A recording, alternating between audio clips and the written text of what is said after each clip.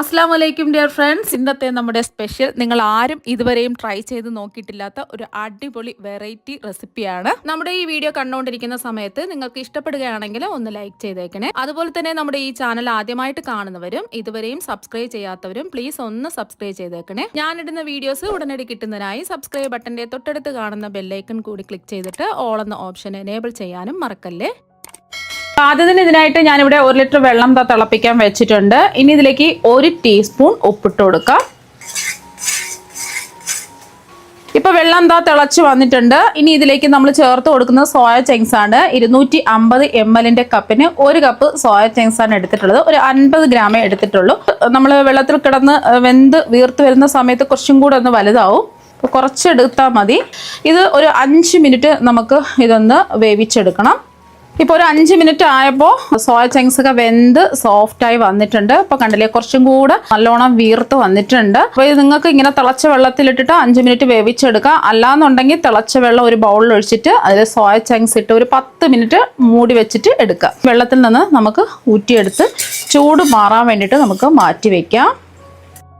അപ്പോൾ soya chunks നമ്മൾ വേവിച്ച് വെച്ചതിൻ്റെ ചൂടൊക്കെ മാറിയിട്ടുണ്ട്. ഇനി ചൂട് മാറിയതിന് ശേഷം ഇതുപോലെ ഇതിൻ്റെ ഉള്ളിലുള്ള ഈ വെള്ളമൊക്കെ ഇതുപോലെ മുറുക്കി പിഴിഞ്ഞെടുക്കുക. അപ്പോൾ ഇതിൻ്റെ ഉള്ളിലുള്ള വെള്ളമൊക്കെ മാറിക്കിട്ടും. അപ്പോൾ എല്ലാം ഇതുപോലെ തന്നെ നമുക്ക് ചെയ്തിട്ടെടുക്കാം. ധാരാളം വെള്ളം ഇതിലേക്ക് ഇറങ്ങും.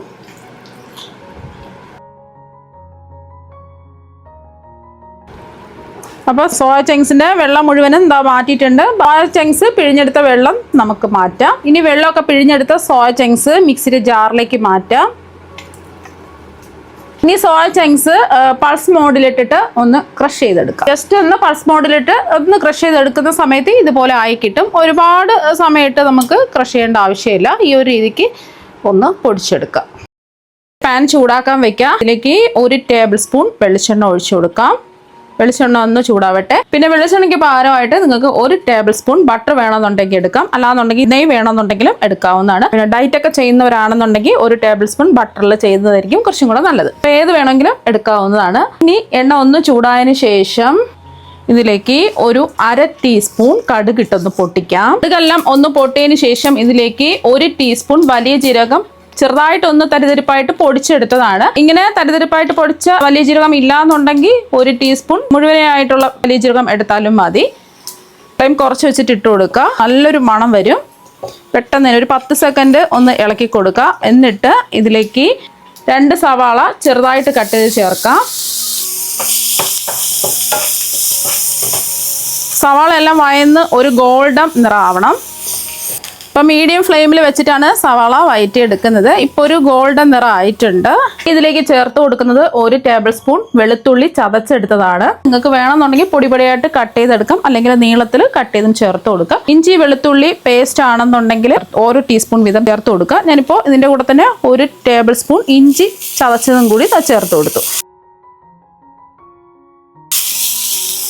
ഇനി ഇതിലേക്ക് നമ്മൾ ചേർത്ത് കൊടുക്കുന്നത് 2 പച്ചമുളകാണ്. എരിവ് നോക്കിയിട്ട് പച്ചമുളക് ചേർത്ത് കൊടുക്കുക. എരിവുള്ള പച്ചമുളകാണെന്നുണ്ടെങ്കിൽ 1 ചേർത്ത് കൊടുത്താൽ മതി.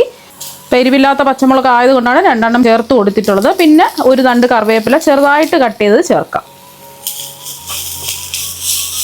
ഒരു 10 സെക്കൻഡ് ഒന്ന് ഇളക്കി കൊടുത്ത് ഇഞ്ചിയുടെയും വെളുത്തുള്ളിയുടെയും പച്ചമുളകിൻ്റെയും ആ പച്ചച്ചുവ ഒന്ന് മാറി കിട്ടുന്ന വരെ ഒന്ന് ഇളക്കി കൊടുക്കുക. ഇപ്പോൾ ഒരു 10 സെക്കൻഡ് ഇളക്കി കൊടുത്ത് വെളുത്തുള്ളിയുടെയും പച്ചമുളകിൻ്റെയും ഇഞ്ചിയുടെയും പച്ചമണമൊക്കെ ഒന്ന് മാറിയിട്ടുണ്ട്. ഇനി ഫ്ലെയിം ഒന്ന് കുറച്ച് വെച്ച് കൊടുക്കുക.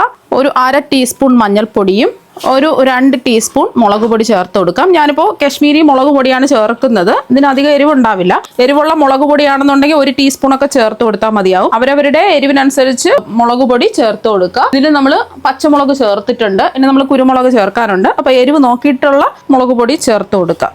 എരിവ് കുറച്ച് മതി എന്നുണ്ടെങ്കിൽ കുറച്ച് മുളക് പൊടി ചേർത്താൽ മതി. പച്ചമുളക് വേണമെന്നുണ്ടെങ്കിൽ പച്ചമുളക് ഒഴിവാക്കിയിട്ട് ചെയ്യാം. അപ്പോൾ 2 ടീസ്പൂൺ കാശ്മീരി മുളക് പൊടി ഇട്ട് കൊടുത്തു.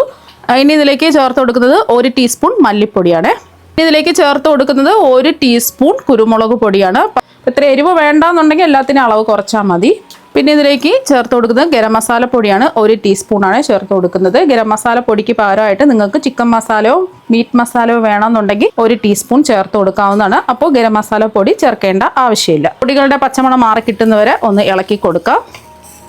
ഒരു 10 സെക്കൻഡ് ഇളക്കി കൊടുക്കുമ്പോൾ തന്നെ പൊടികളുടെ പച്ചമണമൊക്കെ ഒന്ന് മാറിക്കിട്ടും. ഇനി ഇതിലേക്ക് നമ്മൾ ചേർത്ത് കൊടുക്കുന്നത് ഒരു വലിയ തക്കാളി ചെറുതായിട്ട് കട്ട് ചെയ്തതാണ് ചേർത്ത് കൊടുക്കുന്നത്. അതുപോലെ തന്നെ ഇതിലേക്ക് ഒരു ചെറിയ ക്യാപ്സിക്കം ചെറുതായിട്ട് കട്ട് ചെയ്തതും കൂടി ചേർത്ത് കൊടുക്കാം. അപ്പോൾ ക്യാപ്സിക്കം ഉണ്ടെന്നുണ്ടെങ്കിൽ ചേർത്ത് കൊടുത്താൽ മതി, ഇല്ലാന്നുണ്ടെങ്കിൽ ക്യാപ്സിക്കം ചേർക്കേണ്ട ആവശ്യമില്ല. കുട്ടികൾക്കൊക്കെ ഹെൽത്തി ആയിട്ട് കൊടുക്കണമെന്നുണ്ടെങ്കിൽ കുറച്ച് വെജിറ്റബിൾസ് ഒക്കെ ആഡ് ചെയ്തിട്ട് ഇതുപോലെ ചെയ്തിട്ട് കൊടുക്കാവുന്നതാണ്. തക്കാളിയും ക്യാപ്സിക്കം ഒന്നും അധികം വേവേണ്ട ആവശ്യമൊന്നുമില്ല. ഒന്ന് ഇളക്കി കൊടുക്കാം. ഒരു 10 സെക്കൻഡ് ഒന്ന് ഇളക്കി കൊടുത്താൽ മതി. അപ്പോൾ ഒരു 10 സെക്കൻഡ് ഇളക്കി കൊടുത്തിട്ടുണ്ട്. ഇനി ഇതിലേക്ക് നമ്മൾ ചേർത്ത് കൊടുക്കുന്നത് ഉപ്പാണ്. സോയ വേവിച്ച സമയത്ത് നമ്മൾ ഉപ്പ് ചേർത്തിട്ടാണ് വേവിച്ചത്. മസാലയ്ക്ക് ആവശ്യമായിട്ടുള്ള ഉപ്പ് ചേർത്ത് കൊടുത്താൽ മതി. ഉപ്പ് ലാസ്റ്റിൽ കുറവുണ്ടെന്നുണ്ടെങ്കിൽ ആവശ്യത്തിലുള്ള ഉപ്പ് ചേർത്ത് കൊടുത്താൽ മതി. അപ്പോൾ ഒരു 10 സെക്കൻഡ് ഒന്ന് ഇളക്കി കൊടുത്തിട്ടുണ്ട്. ഇതിലേക്ക് ഒഴിച്ചു കൊടുക്കുന്നത് വെള്ളമാണ്. 1/2 കപ്പ് വെള്ളം ഒഴിച്ചു കൊടുക്കുക. എന്നിട്ട് ഫ്ലെയിം ഒന്ന് മീഡിയത്തിലാക്കാം. ഈ ഒരു സമയം ഉപ്പൊക്കെ ഉണ്ടോ എന്ന് ചെക്ക് ചെയ്ത് നോക്കാം. ആവശ്യമെങ്കിൽ ഉപ്പ് ചേർത്ത് കൊടുക്കുക. ഇതൊന്ന് തിളച്ച് വരട്ടെ. ഇതൊന്ന് തിളച്ച് വന്നിട്ടുണ്ട്. ഇനി ഇതിലേക്ക് സോയ ചങ്ക്സ് പൊടിച്ച് വെച്ചില്ലേ ചെറുതായിട്ട് തരിതരപ്പായിട്ട് ഇതുപോലെ പൊടിച്ചതങ്ങ് ചേർത്ത് കൊടുക്കാം.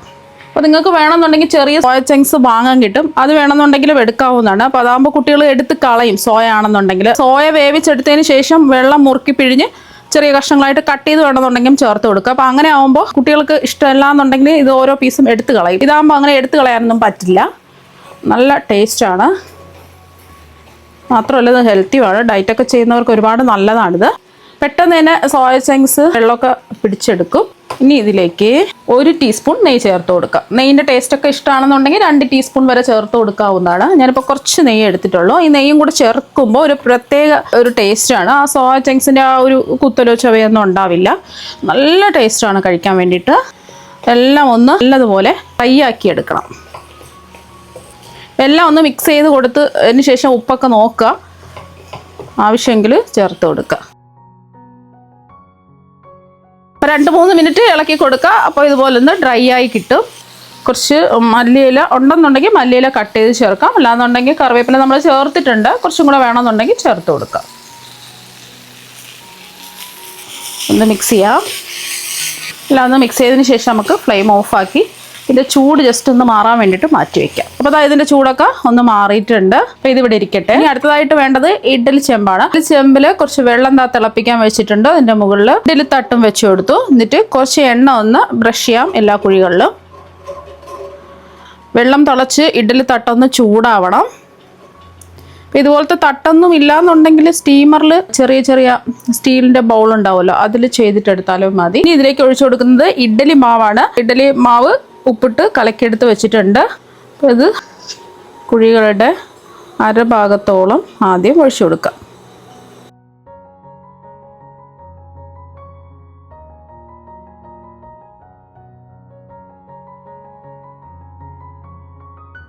ഇനി ഇതിലേക്കാണ് നമ്മൾ തയ്യാറാക്കിയ ഫില്ലിംഗ് സോയ ചങ്ക്സിൻ്റെ ആ മസാല ഇതിലേക്ക് ചേർത്ത് കൊടുക്കാം.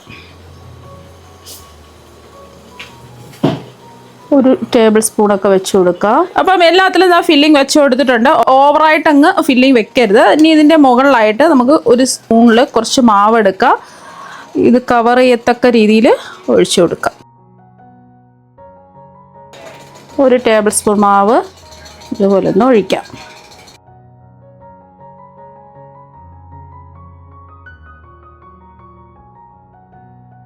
മാവ് ഒഴിച്ചു കൊടുത്ത് സ്പൂൺ കൊണ്ട് തന്നെ ലെവൽ ചെയ്യുക.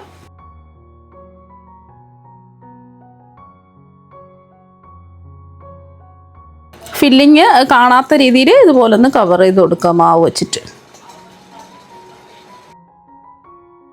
ഇനി flame medium to high flame വെച്ച് കൊടുക്കുക. എന്നിട്ട് മൂടി വെച്ചിട്ട് ഇതൊന്ന് ആവിയേറ്റെടുക്കുക. ഒരു 10 മിനിറ്റൊക്കെ ആവിയേറ്റെടുത്താൽ മതി. ഇപ്പം നമ്മളിത് ആവിയേറ്റാൻ വെച്ചിട്ട് ഒരു 10 മിനിറ്റായി. നമുക്കിതൊന്ന് തുറന്ന് നോക്കാം. ഇപ്പം തന്നെ നല്ലൊരു മണം വരുന്നുണ്ട്. ഇനി ഫ്ലെയിം ഓഫ് ആക്കിയിട്ട് ഇഡ്ഡലി ചെമ്പിൽ നിന്നും ഇത് പുറത്തെടുത്ത് വെക്കാം. ഇനി ഇഡ്ഡലി തട്ടിൽ നിന്നും ഓരോന്നായിട്ട് ഇത് ഇളക്കി മാറ്റാം. ജസ്റ്റ് ചെറുതായിട്ടൊന്ന് ചൂട് മാറിയാൽ മതി. ഇത് കണ്ടില്ലേ, അടിക്കൊന്നും പിടിച്ചിട്ടില്ല. നല്ല സൂപ്പറായിട്ട് ഇതാ കിട്ടിയിട്ടുണ്ട്.